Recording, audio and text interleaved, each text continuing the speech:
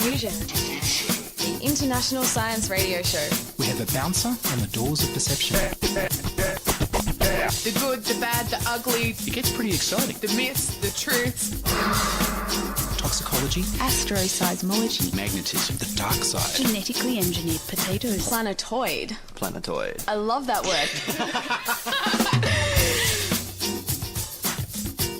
Hello and welcome to Diffusion. Sit back and relax while we plant the seeds of weird and wonderful science directly into the soil of your fertile imagination.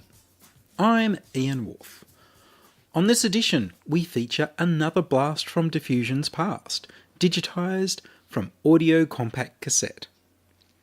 In January 2000, the Discovery Science team all wanted to take a break, except for Lachlan, Whatmore, Gina Sartore, and me. We were asked to use a different name for January, so we called the show Axiomatic. This is the third episode from the 18th of January in the year 2000, where the sound quality was variable and cassette tape changed the way voices sound. Parents and teachers, one of the main features is an adult topic.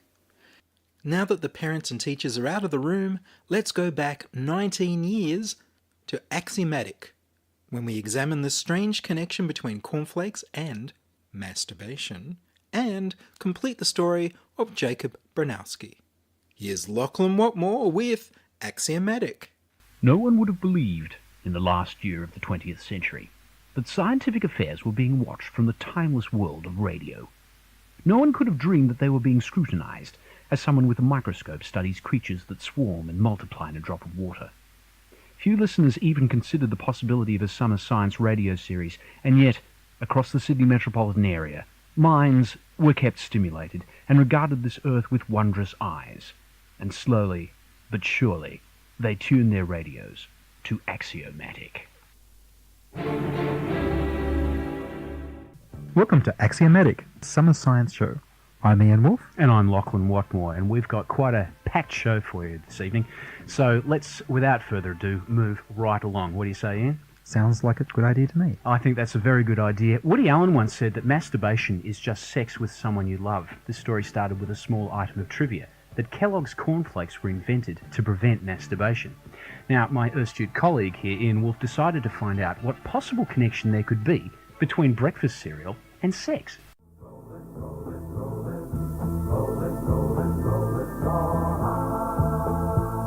Some radical anthropologists say that the history of the world is a struggle between those who believe sex is bad for the crops against those who believe sex is good for the crops. It was believed in centuries past that masturbation caused blindness, mental illness, alcoholism, epilepsy, and a host of other ills. It therefore made sense to some physicians that genital surgery would stop masturbation and prevent the onset of these illnesses. Dr. Sylvester Graham, in 1834, lashed out against white bread, feather beds, pork, tobacco, salt, condiments, tight corsets, nocturnal emissions, heavy clothing, and hot mince pies. His specialties, though, were masturbation and poor eating habits. Graham was not the first to warn of the evils of masturbation. However, he was amongst the earliest to be focusing on health and science rather than morality. Graham wrote that the loss of semen during sex was injurious to health, a popular idea at the time. Men, Graham believed, should not have intercourse more than 12 times a year. Masturbation was especially pernicious. He advised mild foods to decrease sexual appetite. The graham cracker was the result. All kinds of stimulating and heating substances, high-seasoned food, rich dishes, the free use of flesh, and even the excess of aliment, all, more or less, and some to a very great degree, increase the concupiscent excitability and sensibility of the genital organs, said Sylvester Graham. In 1884, this curious connection between food and sex appeared in another guise, the humble cornflake, which was invented, along with granola and other breakfast cereals, as a mild food that would serve to decrease the sexual appetite. Dr. Kellogg's brother William saw the commercial potential, and the rest, apart from a long legal battle between the brothers, is history. John Harvey Kellogg opposed all sexual activity from masturbation to marital intercourse. A doctor, he never made love to his wife.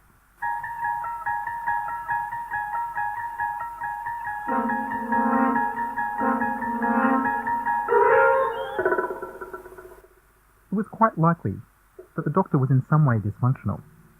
After breakfast every morning, he had an orderly give him an enema. This may mean he had clismophilia, an anomaly of sexual functioning traceable to childhood in which an enema substitutes for regular sexual intercourse. For the clismophile, putting the penis in the vagina is experienced as hard, dangerous and repulsive work, rather the feeling most of us have about enemas. A remedy which is almost always successful in small boys is circumcision. The operation should be performed by a surgeon without administering an anaesthetic, as the brief pain attending the operation will have a salutary effect upon the mind. In females, the author has found the application of pure carbolic acid to the clitoris an excellent means of allaying the abnormal excitement, wrote Dr. John Harvey Kellogg. This started the tradition of non-religious circumcision in the USA and to a lesser extent in Australia, where it comes and goes like a medical fashion. When it's finally realised that masturbation did not cause illnesses, but was actually healthy, the foreskin became the blame for penile and cervical cancers, urinary tract infections, and sexually transmitted diseases. Researchers have since found that foreskin is innocent of all these illnesses, and circumcision offers no protection. So surgery offers no warranty for penile health unless you live in a desert, as was discovered by US soldiers during the Gulf War. Uncircumcised men had sand get under their foreskin and cause swellings and pain. Circumcised soldiers had no such problem. Perhaps 5,000 years ago, circumcision had a practical value for nomadic, desert-dwelling tribes. Kyle, a circumcision is a very common thing for Ike to have. His father had it, his grandfather had it, and his brother had it. No, it isn't true. We're not going to cut it off. We're just going to snip it so that it looks bigger. Oh, hey, that doesn't sound like a bad idea. Yeah, I want to get a circumcision too. Some of the commonest reasons for circumcision today are so he'll look like his daddy, and so he won't look different in the change room at school. But the most visible difference between a father and a son is pubic hair. Should all fathers shave themselves to look like their sons? Or should small boys be forced to wear pubic wigs?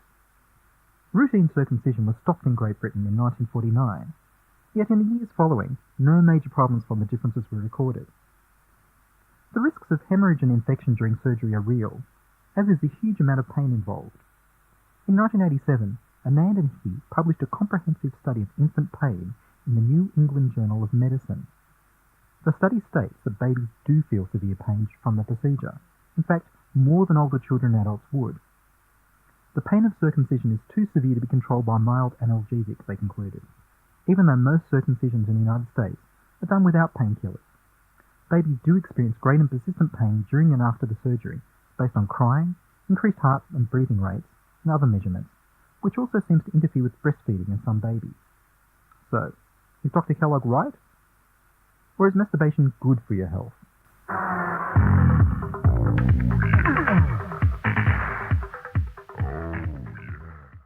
Not only can it relieve stress and tension, help you sleep and alleviate menstrual cramps, but it keeps your pelvic muscles toned. It's a good cardiovascular workout, and it's also good for your complexion. Masturbation is safe sex. No risk of pregnancy or sexually transmitted diseases.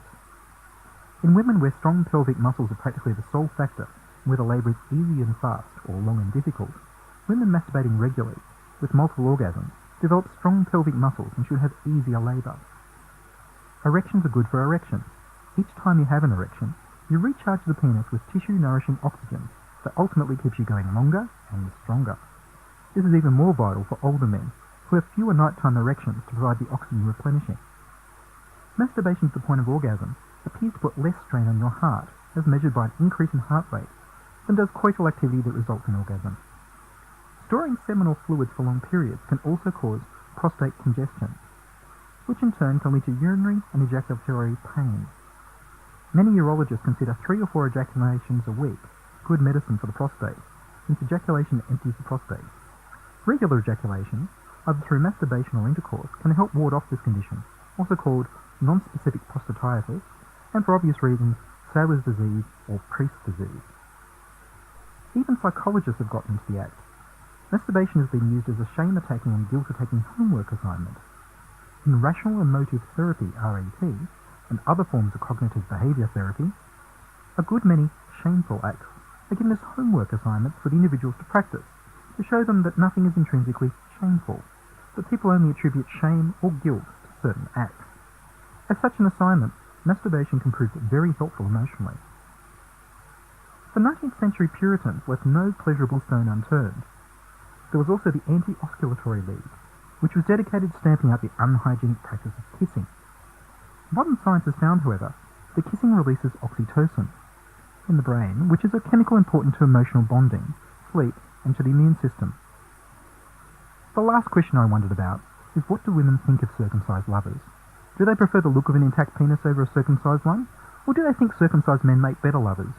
Next week, we hit the streets and ask Australian women what they feel about what they feel.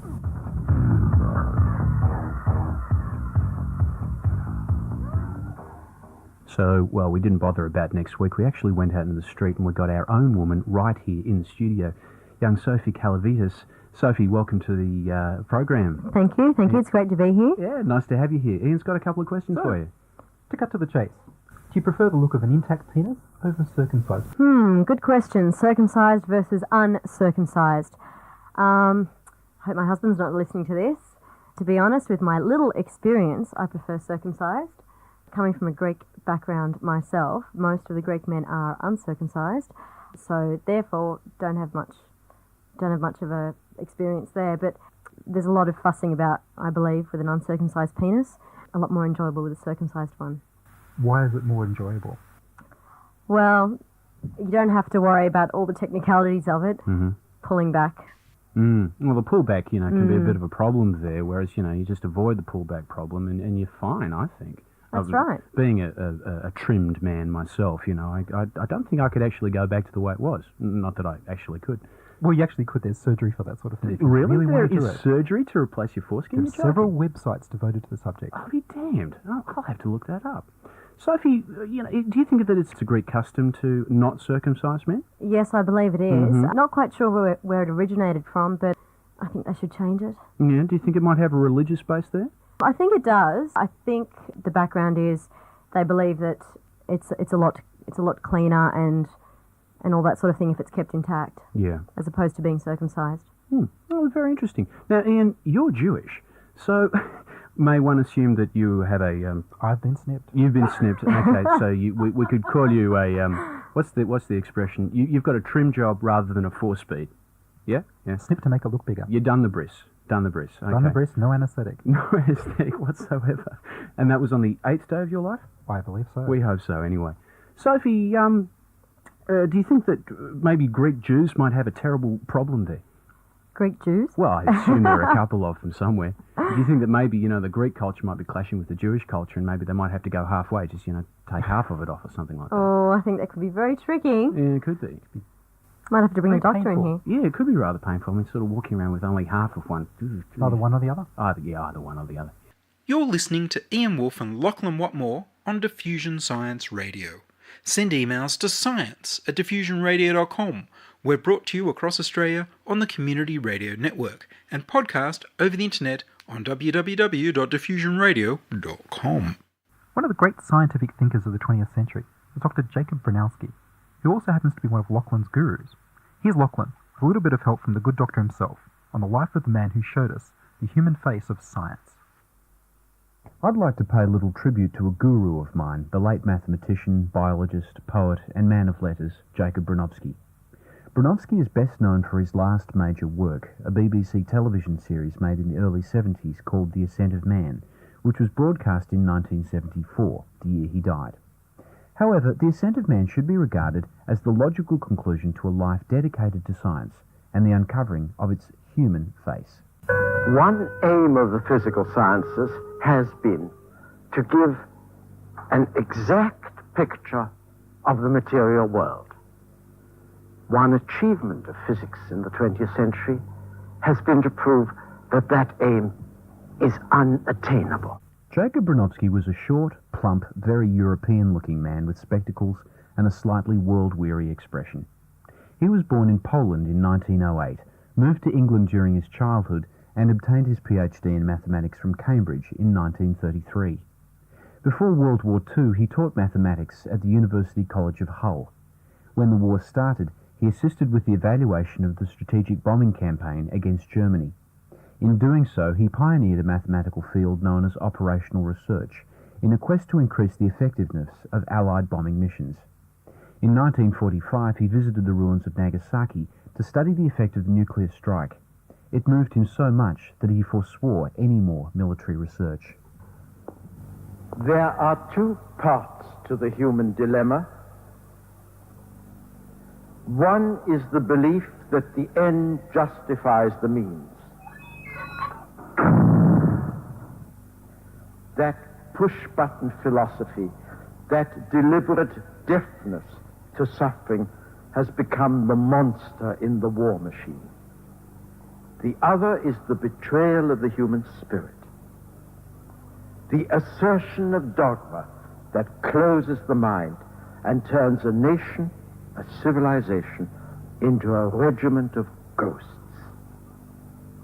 obedient ghosts or tortured ghosts. After the war, Bronowski turned his attention to ethics and the human side of science, studying biology and the evolution of culture. He wrote several critically acclaimed books, including a biography of the poet William Blake, and also wrote several books of poetry himself. He worked for UNESCO as head of their projects division and later for the British National Coal Board. In 1964, he was made a resident fellow of the Salk Institute of Biological Sciences, a post he retained until his death in 1974. The Ascent of Man series is regarded as one of the finest works of popular science made for television, ranking with Carl Sagan's Cosmos and David Attenborough's Life on Earth. Despite the sexist title, The Ascent of Man looks at the intellectual achievements of the human race in terms of science, in particular mathematics, physics, and biology. One particular episode of The Ascent of Man is called Knowledge or Certainty. I must have watched it about 50 times by now, and it never fails to profoundly move me. It deals with the concept that there is no absolute knowledge, and those who claim it, whether they're scientists or dogmatists, open the door to tragedy. All information is imperfect. We have to treat it with humility. That's the human condition, and that's what quantum physics says. Bronowski demonstrates the imperfection of knowledge by analysing the face of an old man. He photographs it, maps it, sculpts it, uses a variety of electrical and optical sensors to depict it, and even gets the great artist Felix Topolsky to paint its portrait in several different styles. The point is made that there are many different ways of seeing the face. Bronowski then goes on to discuss the principle of uncertainty in physics, which emerged at the same time as National Socialism, a dogma which doesn't exist without monstrous certainty and the justification of the means by the ends. All knowledge, all information between human beings can only be exchanged within a play of tolerance. And that's whether it's in science, or in literature, or in religion, or in politics, or in any form of thought that aspires to dogma. It's a major tragedy of my lifetime and yours that here in Göttingen, scientists were refining to the most exquisite precision the principle of tolerance and turning their backs on the fact that all around them tolerance was crashing to the ground. In the final scene, the old man whose face was being thoroughly analysed at the beginning of the program appears in a still mugshot photograph. He is younger and wearing the striped uniform of the concentration camp inmate, and we are realising that we are looking at a mugshot taken on the day that he entered Auschwitz. Science is a very human form of knowledge. We are always at the brink of the known. We always feel forward for what is to be hoped. Every judgment in science stands on the edge of error and is personal. Science is a tribute to what we can know, although we are fallible. We have to cure ourselves of the itch for absolute knowledge and power. We have to close the distance between the push-button order and the human act. We have to touch people. Bronowski's polished, articulate manner tended to label him as intellectually conservative. He was anything but, and this was enormously refreshing in a period still dominated by the so-called modern school, where science had the answer to everything and authority was not to be questioned. Bronowski, while obviously proud of the achievements of science, took great care to show that even it was fallible and must be constantly questioned.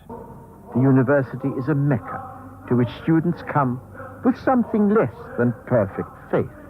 It's important that students bring a certain ragamuffin irreverence to their studies. They're not here to worship what is known, but to question it. Neither did Bronowski hesitate to pour scorn on people with narrow, closed minds. He praises the great Karl Gauss for his open mind on mathematical matters and contrasts him with an 18th century philosopher, Friedrich Hegel. It happens that there is a philosopher called Friedrich Hegel, whom I must confess I specifically detest. And I'm happy to share that profound feeling with a far greater man, Gauss. In 1800, Hegel published a thesis, if you please, proving that although the definition of planets had changed since the ancients, there still could only be, philosophically, 7 planets. Well, not only Gauss knew how to answer that, Shakespeare answered that long before. There is a marvelous passage in King Lear in which who else but the fool says to the king, the reason why the 7 stars are no more than 7 is a pretty reason. And the king wags sagely and says, because they are not 8. And the fool says, yes, indeed, thou wouldst make a good fool. And so did Hegel. In 1975, New Scientist magazine conducted one of their regular surveys on the attitude of the public towards science and scientists. They asked people to describe scientists, and the names of many real and fictitious scientists came up in these descriptions. The most frequently named scientist was Archimedes. Second was Professor Brainstorm, a cartoon character. And third was Jacob Bronowski, followed by, dig this, Marie Curie, Charles Darwin, Albert Einstein, Enrico Fermi, Michael Faraday, Alexander Fleming, and Galileo Galilei, in that order. If a television personality, quote-unquote, can edge out these giants, on whose shoulders he has undoubtedly stood, what does that say about the power of his program and the power of the medium through which it was delivered? Mind you, Bronowski was nowhere in sight when the poll was repeated 10 years later. Well, that's showbiz. And that was Lachlan Whatmore on the life and times of the late, great Jacob Bronowski. I am just looking at a letter that's come in this week's New Scientist, just to add a little circumspection, shall we say, to Ian's piece earlier on. It reads, one aspect of circumcision has been totally ignored by Peter Ayton. Peter Ayton wrote an article about it last week, who has obviously not spoken to any women on the subject. I have had many lovers during my life. All the British men among them, all born in the 1940s, had been circumcised. None of them knew why, and none of them felt traumatized. Men from other countries I have known had not been circumcised.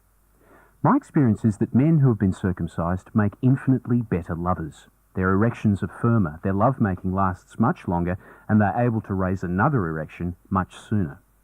A doctor friend told me once that the head of a penis which is not restricted by the foreskin is used to the rubbing of underclothes and is more able to tolerate the stimulation of lovemaking, and ejaculation does not take place until after a much longer period of lovemaking. I am no longer prepared to risk the disappointment of making love with a man who has not been circumcised. I am happily married to a man without a foreskin. And now, Sophie Kavalides presents our science thought of the day. Did you know if you drilled a hole in the ground through the centre of the Earth to the other side of the world, dropped a marble in it, the marble would accelerate to the centre of the Earth, then start to slow until it reaches the other side of the world. It would then start to drop again, accelerating to the Earth's centre, again slowing until it reached the original side. The whole process would take 84 minutes, i.e. 42 minutes each way. And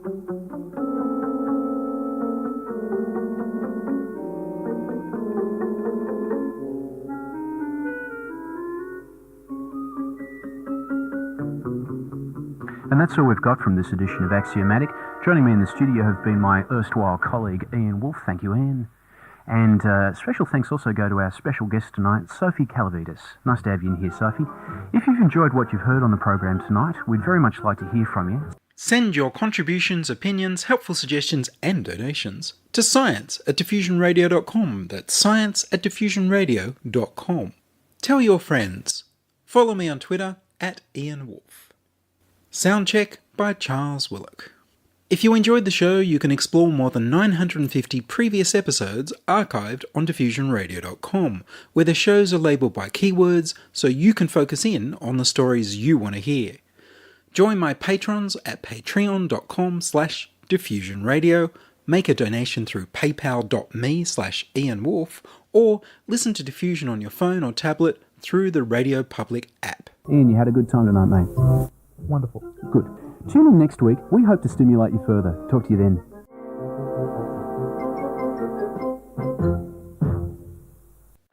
Science is fun. It helps you to learn, to know, and to appreciate. When you study science, you may go on field trips. You discover the marvelous interrelationships between all living things. You learn to read the history of the Earth as it is written in rocks and fossils. You find out what makes things tick. Everything from a molecule to a living organism. In the study of science is found the most useful and satisfying knowledge of man. Knowledge of his physical world, its past, its present, and its future. And in your moments of relaxation, now and in the years to come, you will find the study of science leading you into fascinating pursuits. Photography, collecting. Why study science? Study science because you will find in the study of science a richer, more rewarding life.